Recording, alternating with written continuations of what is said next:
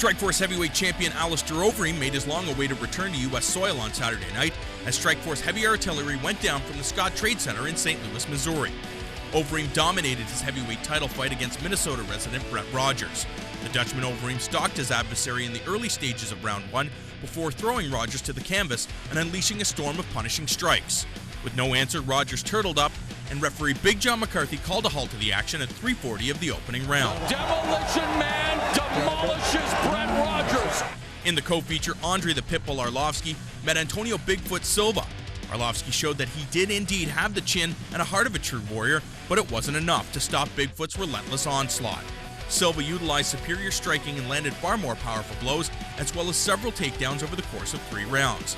In the end, judges awarded the bout to Silva on scores of 29-28 across the board.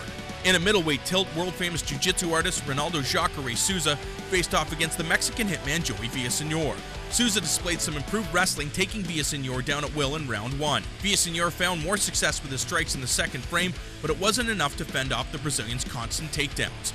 Villaseñor went for broke in round 3 and landed some nice punches, but he ended up on his back again. Judges scored the bout in Jacare's favor on scores of 30-27 and 29-28 twice.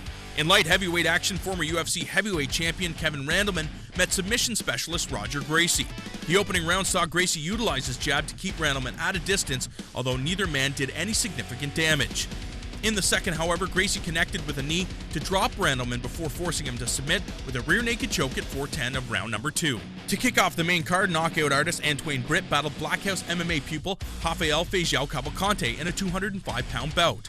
Britt landed some powerful punches against the Brazilian, however Feijão turned the tide, connecting with a looping left hook, following suit with a barrage of punches, knocking Britt out at 3:45 of the opening stanza.